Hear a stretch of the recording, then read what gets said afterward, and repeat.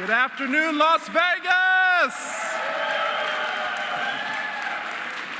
I'm Congressman Stephen Horsford, and I'm proud to welcome all of you to the 4th Congressional District of Nevada and to welcome President Biden back to the Silver State.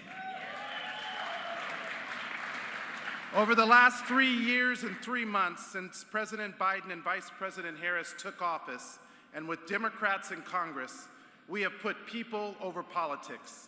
Because of you and the priorities that you told us to focus on, we've delivered by lowering costs for all families, whether it's capping the cost of insulin and prescription drugs, providing low-cost internet service to households, lowering health care premiums, or pushing through to forgive student loans despite roadblocks put up by Republicans, their lawsuits, and the courts. And because of you, it's why President Biden and Vice President Harris are focused on one of the most pressing issues facing families in Nevada, and that's the issue of housing.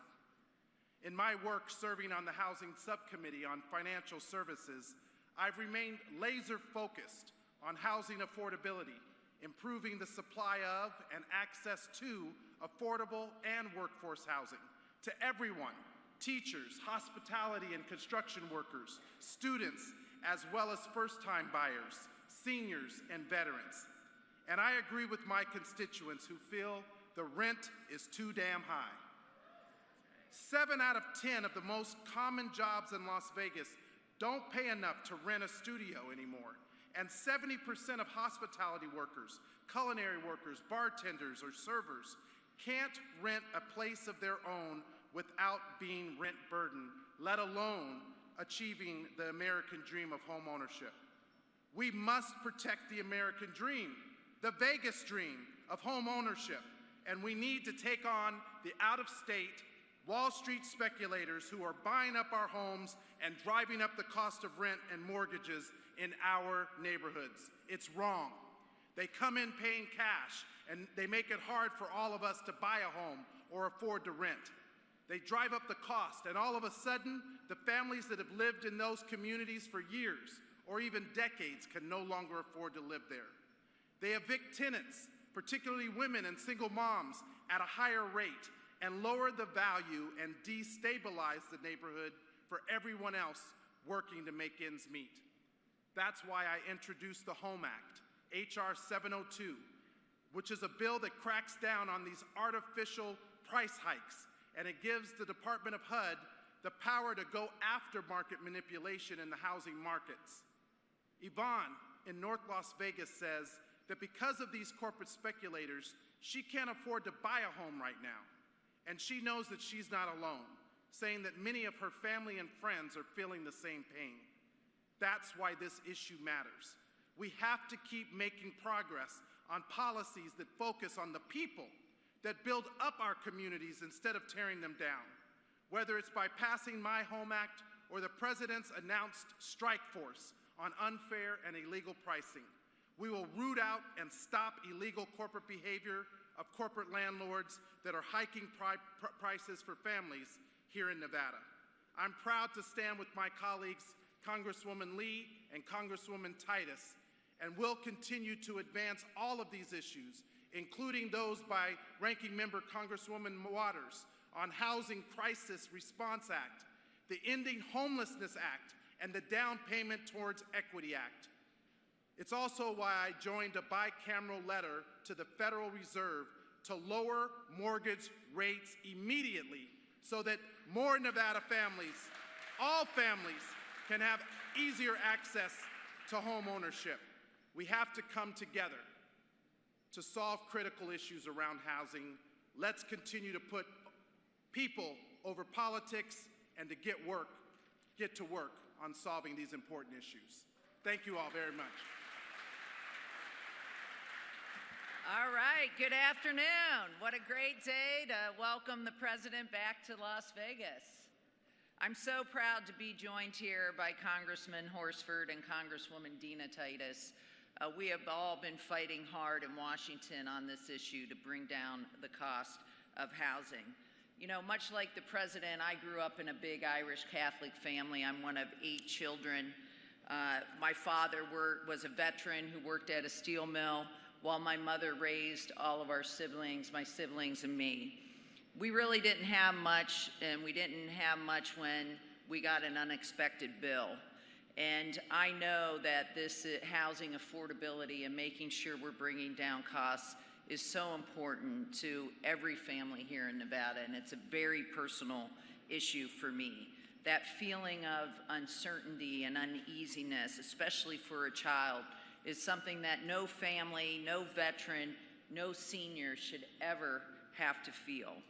And to many across Nevada are feeling the effects of the housing crisis, but I know with President Joe Biden leading the way, this is a problem that we can solve.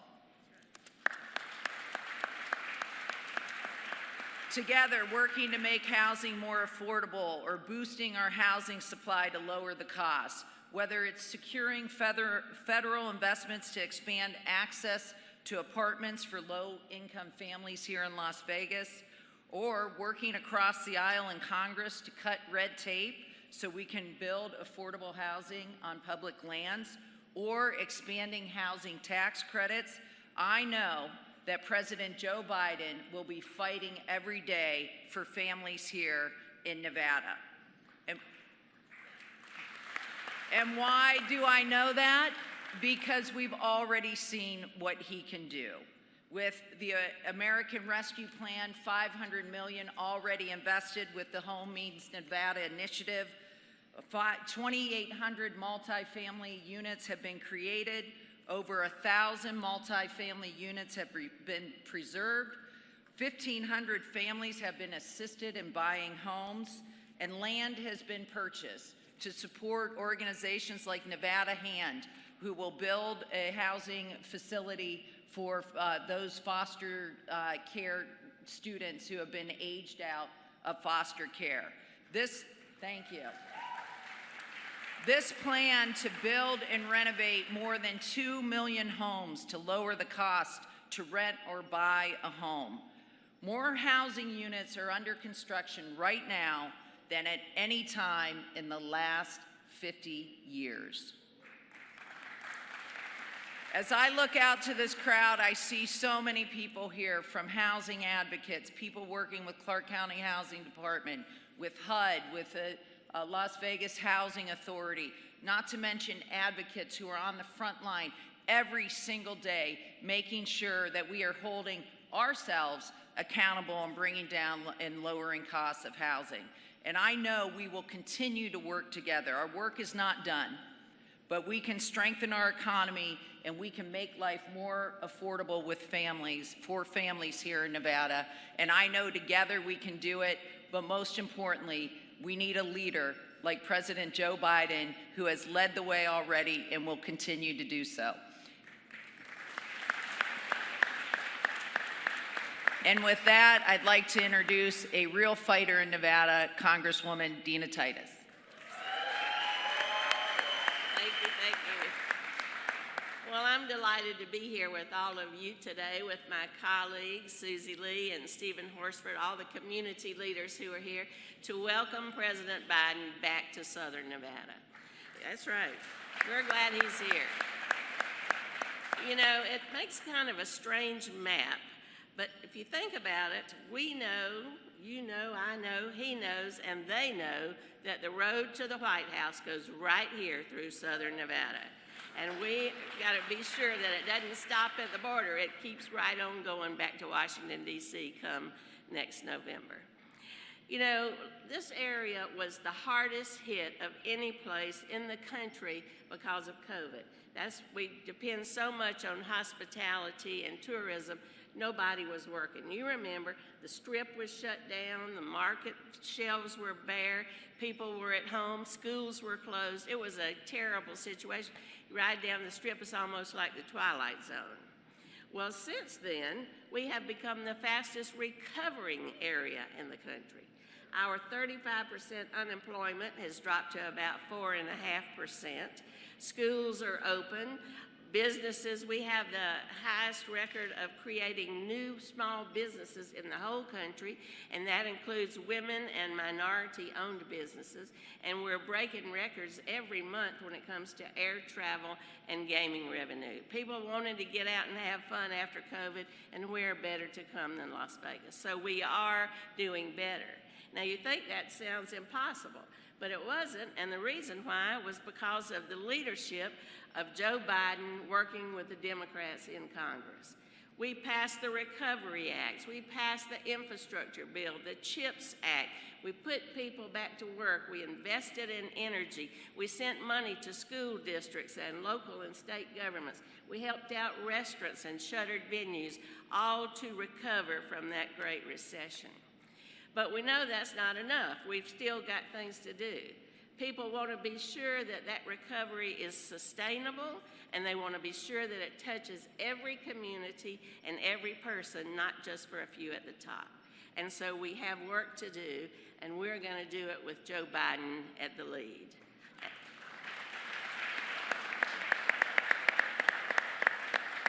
As you have heard from my colleagues, one of the main areas where we need to do work is providing housing.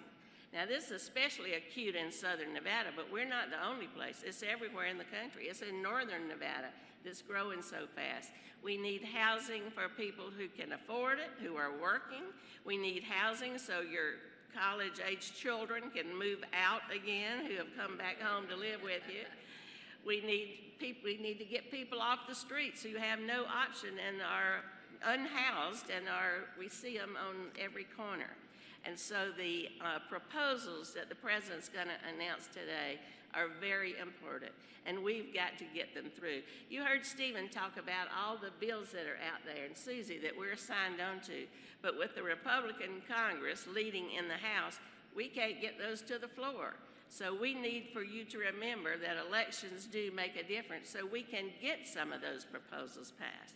You know, just in the wake of hearing that the President was coming back to Southern Nevada to talk about the important issue of housing, our governor sent a letter criticizing him and saying, well, give us more public land. You shouldn't have created a VQMA, and you should have put that into public lands. Well, those two things are apple and oranges. Remember what I told you about shoveling and calling it sugar? Well, there's a real good example of that. Who's going to go out there to Searchlight, past there where the VQMA is, and build affordable housing? And don't forget, the governor vetoed about a half a dozen bills that the legislature passed to help with the housing issue. So we are so glad the President's here. We want to hear what he has to say. We know these programs will make a difference because they've made a difference in the past, and we need to stand up and fight with them and let them know this is what we need, and we appreciate getting it done. So thank you for being here, and let's get on with the show.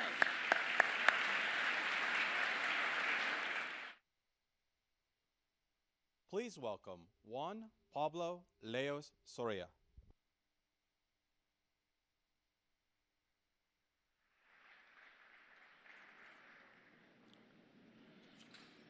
Hello, Las Vegas. My name is Juan Pablo Leo Soria. I was born and raised in León, Guanajuato, Mexico. In 1995, I moved to Las Vegas, Nevada. I came in pursuit of the American dream to have a better future. After graduating from Las Vegas High School in 1998, I joined the union, Operative Plasters and Cement Mason, Local 797. They gave me not only a job, but a career that changed my life forever. After 4 years of the best apprenticeship program as a plasterer, I became a journeyman. Because of my union, I was able to find work, make a good living, save, and get ahead. But for working Americans like me to have a shot, we need a voice in the White House. We have that voice with President Biden. The President has our backs, has the backs of us workers.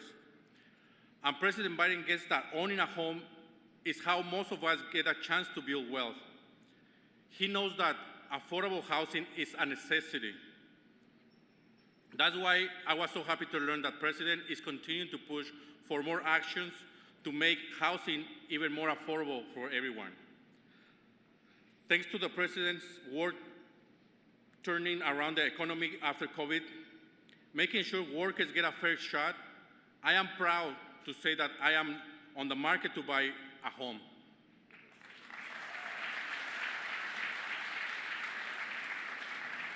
I know he's making this a reality for so many people just like me.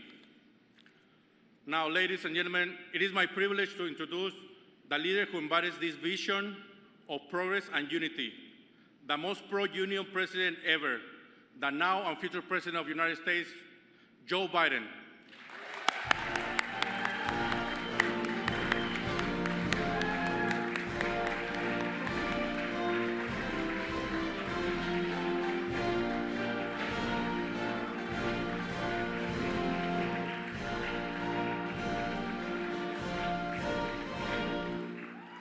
Hello, hello, hello. Pablo, thank you for the introduction. I appreciate it. Thanks for sharing your story. You know, you immigrated to America as a teenager, graduated from high school and spent 4 years as a union apprentice, which is like earning a college degree before you became a journeyman. You know, I'm a big pro-union guy. I make no apologies about it. Everybody talks about unions. It's interesting, people who don't understand, they go, well, you know, a union. They like to walk in and say, I want to be an electrician, I want to be a plasterer. You got 4 or 5 years of apprenticeship. You earn it, and you deserve it. You help build homes for others and reach their dreams, and now you're in the market yourself to continue your dream. I also met another mother named Latree. Latree Shoe. Where's Latree? Latrice, excuse me. There she is. Who's able to buy her first home with a $15,000 down payment by the American Rescue Plan, which we wrote.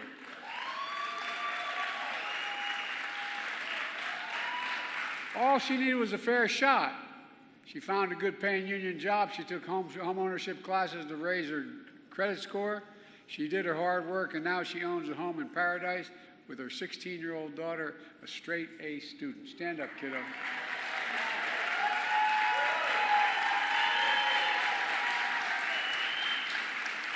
We're fortunate to have great partners in Congress here today who are helping make these dreams possible. Representative Stephen Horsford, a great leader of the 4th District and chair of the Congressional Black Caucus, who works every single day to reduce housing costs and close the racial wealth gap, which is happening.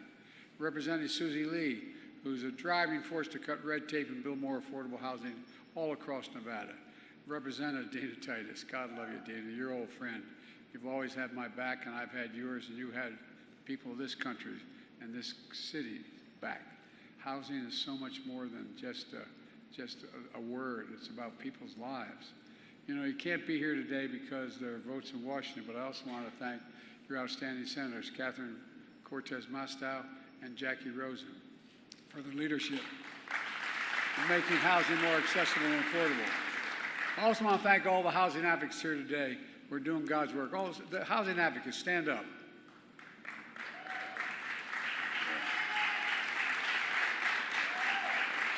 I really mean it. Doing everything. You're doing a great job. And by the way, you know, I won't go into it, I guess, but look, folks, when I came to office, the pandemic was raging and our economy was reeling. Nevada was especially hard hit as tourism took a dive, a gigantic dive. Before I came to office, unemployment had reached 30% here. And we're turning things around today because of the folks I just talked about. And Nevada's created 274,000 jobs, bringing back the lost jobs of the pandemic and adding another 129,000 jobs. Things are on the move. Unemployment is down dramatically, with more Nevadans working today than ever before in the history of Nevada. And thousands of cities across all of America are seeing this great comeback story.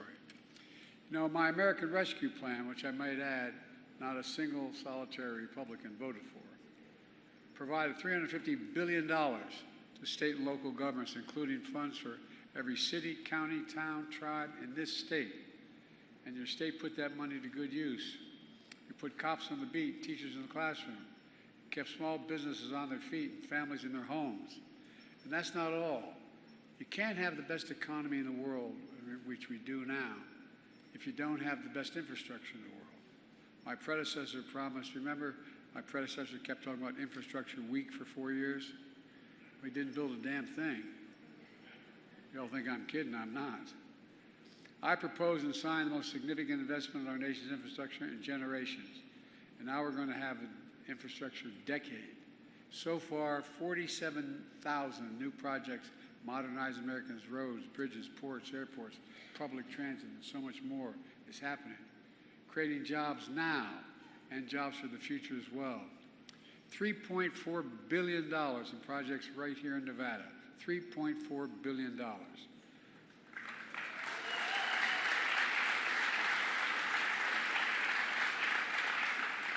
When I was writing this and talking about it, all I kept thinking about was Harry Reid. We're connecting the entire state to affordable high-speed internet by the end of this decade. Every single part of the state will have high-speed affordable internet, and we're already saving 276,000 Nevadan families as much as $75 a month on their internet bills. And I know our friend Harry's looking down and saying, damn proud of it. The airport in his name is getting an upgrade as well. Couldn't do one without the other, you know. He's so proud of building America's first high-speed rail line that to take folks from Las Vegas to Los Angeles in 2 hours instead of 4. You know, that's going to create 35,000, first major high-speed rail line in America. 35,000 good-paying jobs. Take 3 million vehicles off the road and reduce pollution significantly.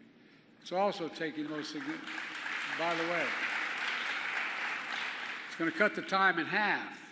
Now, I don't know why anybody want to get to LA in half the time, but I know why y'all won't come here. All kidding aside, it really is incredible. It's a gigantic project, and by the way, it's encouraged California and Central California to build a high-speed rail as well. You know, the idea that we haven't had one single high-speed rail built in America up to now is ridiculous. And so, you know, Chinese have a rail system that goes 130 miles an hour. Anyway, 230 miles an hour, I should say. But look, we're taking the most significant action to fight climate change ever. My policies have attracted $650 billion in private sector investments from companies that are moving clean energy, factories and jobs back here in America where they belong.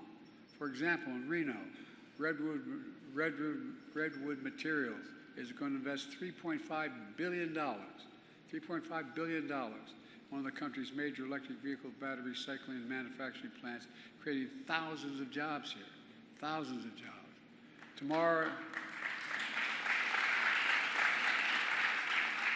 by the way, tomorrow in Arizona, we'll be talking about America invented the semiconductor chip, the tiny chips the size of the tip of your little finger, which powers everything from automobiles to smartphones to weapon systems. We invented those chips. We made them better. And then we lost the market because a lot of the corporations said, let's send the jobs overseas where they're cheaper and bring the product home, which is more expensive. We don't do that anymore. We make it here. We keep the jobs here and we send products overseas.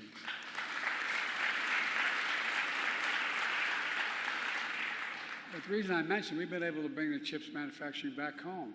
We attracted $240 billion in private sector investments to build chip factories here in America. And by the way, they're creating tens of thousands of good-paying jobs, both in construction and manufacturing. And the average salary in one of those, they call them fabs, the factories, is $100,000 a year, and you don't need a college degree to get that job. Across the country, folks have filed a record number of new business applications since I took office. The fastest growth of Latino-owned businesses in more than a decade. More black small businesses starting at the highest rate in 30 years. In Nevada, since I came to office, we've seen 195,000 small business applications. And every one of those applications is an act of hope. It's critical because small businesses, the reason I keep talking about small businesses make up half the GDP, half the economy of America. Half of all the economy in America is generated by small businesses. But here's the deal. As more folks move to Nevada for good-paying jobs, we need housing that's affordable. The depth of the pandemic, in the depth of the pandemic, the American Rescue Plan delivered funds to keep 8 million families in their homes nationwide by preventing foreclosures and evictions. So here in Nevada, we use those funds to keep 50,000 people's rent be able to be paid.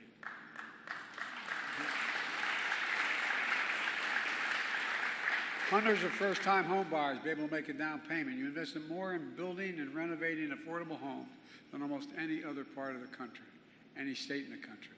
For example, here in Clark County, nearly 1,000 brand new affordable units for seniors are under construction today as a result. 8,000 homes total for families, seniors, and veterans. And across the country, more people own homes now than before the pandemic. We're seeing fewer foreclosures than any time in decades, but we have a lot more to do. For too many people, the dream of having a good home still feels out of reach. I get it.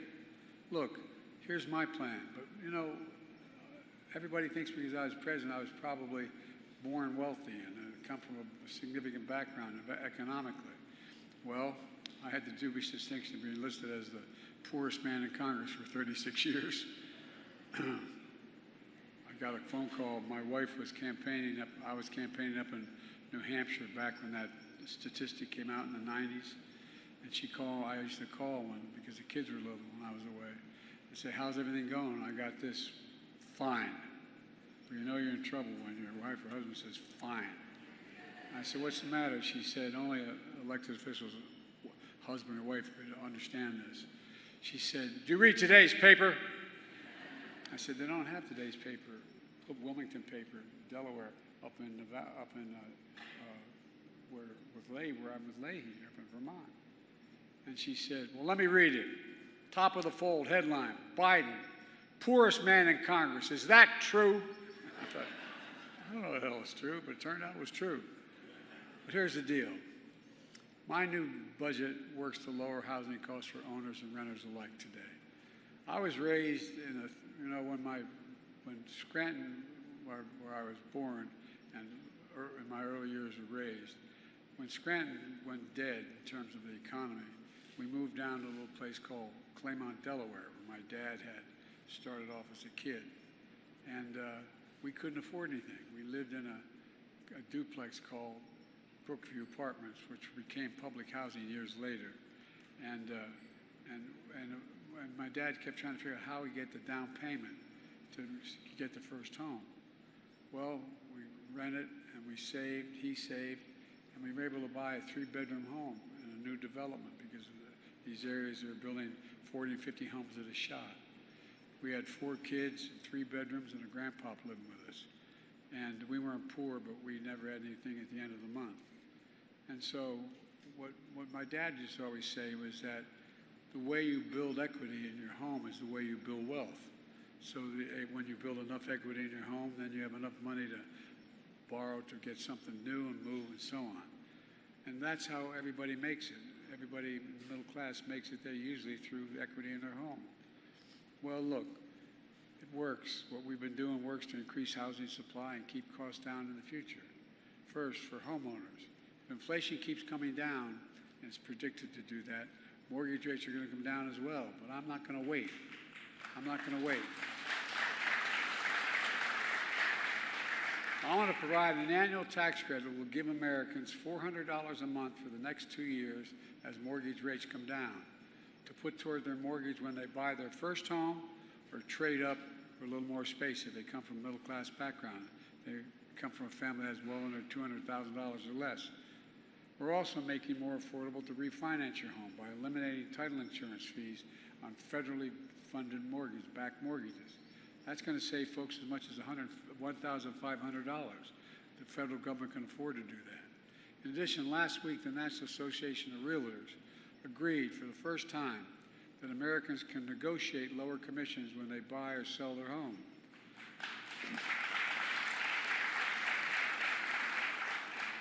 On a typical home purchase, that alone could save folks an average of $10,000 on the sale or purchase. I'm calling on realtors to follow through on lowering their commissions to protect home buyers. And folks, we're also working to end the legacy of discrimination on the basis of home valuations. It's exacerbated, as you know, it's exacerbated a racial wealth gap and held back black and brown families. And it's simply wrong.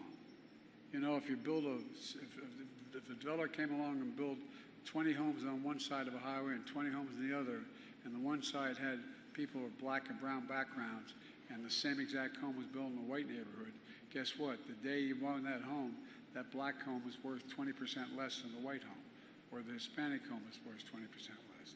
It's wrong. Second, my plan goes to work so we can bring the rents down. My administration is cracking down on big corporations who break antitrust laws by price fixing to keep the rents up. That's how they work it out. Landlords should be competing to give folks the best deal, not conspiring to charge them more.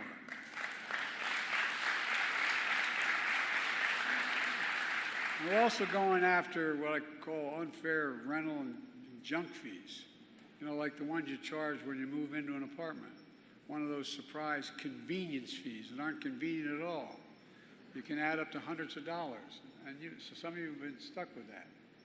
Folks are tired of being played for suckers, and I'm tired of letting them be played for suckers.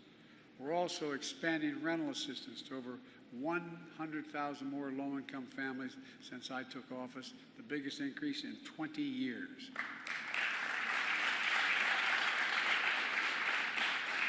And my new plan would help hundreds of thousands more, including foster kids, as I mentioned earlier, aging out of foster care. So they have to move out, living on their own for the first time. It's also going to help thousands of veterans afford the rent, because no one should be homeless in America, especially someone who served this country.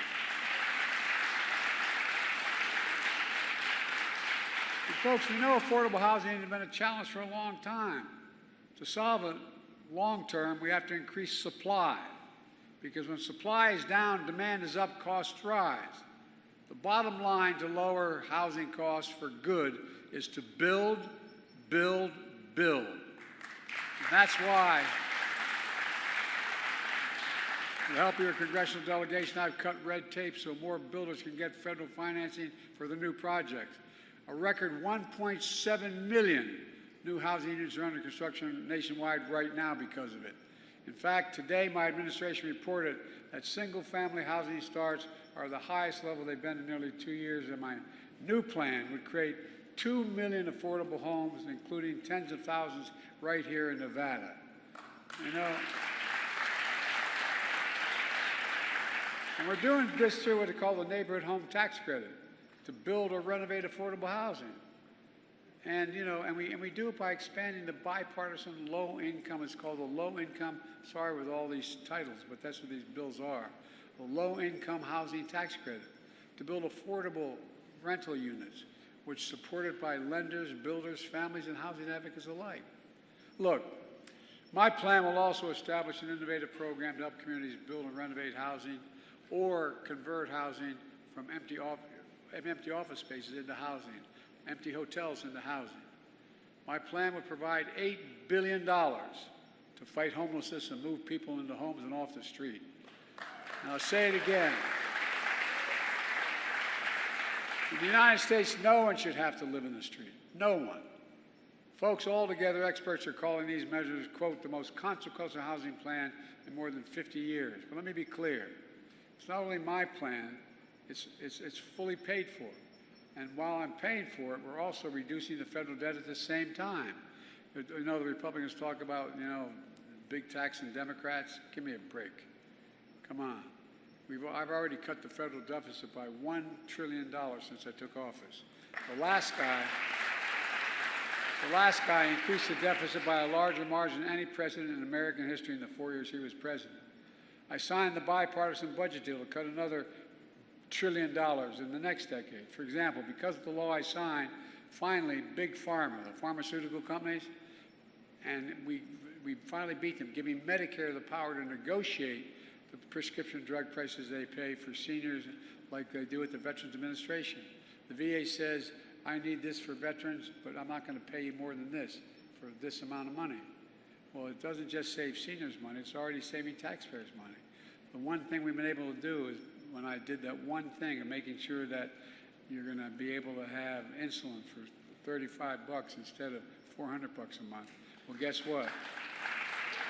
That cut the deficit by $160 billion. $160 billion. And there's a reason for it. Not only saves seniors a lot of money, and when I first wrote it, it included everybody. The Republicans knocked out everybody and left the seniors in. They couldn't lose that one. But here's the deal. $160 billion over the next decade, because Big Pharma doesn't have to pay out the $400 a month. They're paying out $35 a month to Big Pharma. My plan would double the number of drugs able to be negotiated to save another $200 billion a year. This bill has already been passed. Here's the deal, folks. You know, right now, we cut the deficit by even more by making the very wealthy begin to pay their fair share. But here's the deal. If you're going to deal with Medicare and you want to make sure you're going to be able to save money, well, guess what? Many of you know seniors who have cancer drugs that cost up to $35,000, $15,000 a year, $12,000, $15,000 with all their other costs. Well, guess what? Already passed a law beginning in 2024, January 2025. No matter what the total cost of prescription drug costs for a senior are, they will not have to pay more than $2,000, period. $2,000. It's going to save another $200,000. Anyway, I get really. We drove out to the airport and put you on Air Force One. You said you had a prescription you needed filled, and it was an American company that made it. I'd say, okay, let's fly to Toronto, or to Berlin, or to London, or to Rome, or any major city in America. I'll get you that same prescription filled in those cities for 40 to 60% less than it cost you at a pharmacy here. It's wrong. But look, I'm a capitalist. If you want to make $1 billion, great. Just begin to pay your fair share in taxes.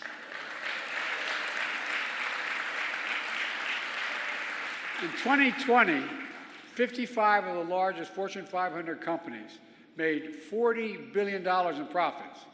They paid zero in federal taxes. Not anymore. Thanks to the law I wrote and we signed, big companies now have to pay a minimum of 15%, but that's still too little to have to pay in federal. Wouldn't you all trade that? You'd pay 15% instead of what you're paying now. But look, it's time to raise the corporate minimum tax to at least 21%. So every big corporation finally begins to pay their fair share. You know, before the whole thing with COVID, there were 750 billionaires with a B in America. Today there are 1,000. You know what they pay in average? What the average tax for billionaires in America? 8.2% federal tax. Anybody want to trade them with the billionaire tax? I'd take 8.2%. It's far less than the vast majority of Americans pay. No billionaire should pay a lower tax than a teacher, a sanitation worker, a nurse, anybody busting their neck. That's why I'm proposing, if I'm reelected, we're going to get it done. A minimum tax of 25% for billionaires. That's not even the highest tax rate, just 25%. You know how much that would raise over 10 years? $500 billion in 10 years. $500 billion if they just started to pay that. Imagine what we could do. We could cut the federal deficit even more. We could invest in things that make America great again. Child care, a whole range of things we could do. And we'd all be better. Affordable child, home care, housing, all of which help families grow our economy. And by the way, every one of these things I proposed, I asked the Treasury Department to do a study for me because I'm a pro-union guy. And everybody, I've been the most pro-union president in American history. And here's the deal.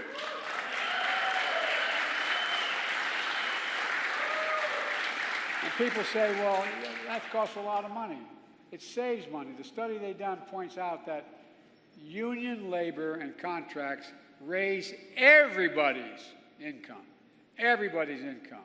And they have the best in the world besides. Like I said, when I got that $350 billion invested for computer chips, I was at Samsung in South Korea, convinced them to come here.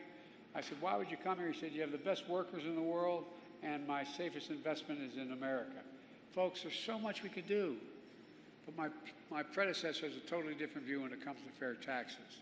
He said, and he said this to his friends in Mar-a-Lago, quote, it's on the record, I know plenty of you, this is his quote, you're rich as hell, and we're going to give you tax cuts. That's what he says out loud. When the president enacted a $2 trillion tax cut that overwhelmingly benefits the very wealthy and biggest corporations, He exploded the federal deficit, as I said. He added more to the national debt than any president has in one term in all of American history. And he wants to do it again. He's committed to another $2 trillion tax cut for the wealthy and biggest corporations. He also proposed cutting funds for affordable housing, not building them, cutting the funds for them. Folks at home, does anybody really think the tax code is fair? I don't know. You don't really think the wealthy and big corporations need another $2 trillion tax cut, do you? Well, they're doing pretty well. I sure in hell don't. Look, I'm going to keep fighting like the devil to make sure the wealthy pay their fair share, to make the tax system fair. And under my plan, to make sure I wasn't able to be at the other end of his demagoguery, I made a commitment when I got elected, and I've kept it. No one earning less than $400,000 a year, which is a lot of money where I come from, will pay an additional penny in federal tax. Not one single penny. Not one penny. But everybody else is going to start paying their fair share. Let me close with this. As I travel the country, folks often tell me how back in 2020 they were down. They lost their business. They lost faith in the system. But then the laws we passed, the work we've done together got them back on their feet. We created 15 million new jobs in 3 years, more than any administration has in history. We're keeping millions of people in their homes. We're creating a new cycle of hope and pride. Pride in your hometowns, making a comeback. Pride in America. Pride in knowing you can get big things done if we work together. I've never been more, we have a lot more to do. A lot more to do. The reason this election is so important is not about me. It's about the future. It's about the future. He wants to undo every single thing we've done if he gets elected. He stated it straight up. But there's so much more to keep and to do. I've never been more optimistic about our future. You just have to remember who in hell we are. We're the United States of America. There is nothing, think about it, nothing beyond our capacity when we work together. We're the only nation in the world that's come out of every crisis stronger than we went in, every time, when we work together. And with your help, we're going to get people working together in a way they haven't for decades. So, ladies and gentlemen, God bless you, and may God protect our troops. Let's get this done.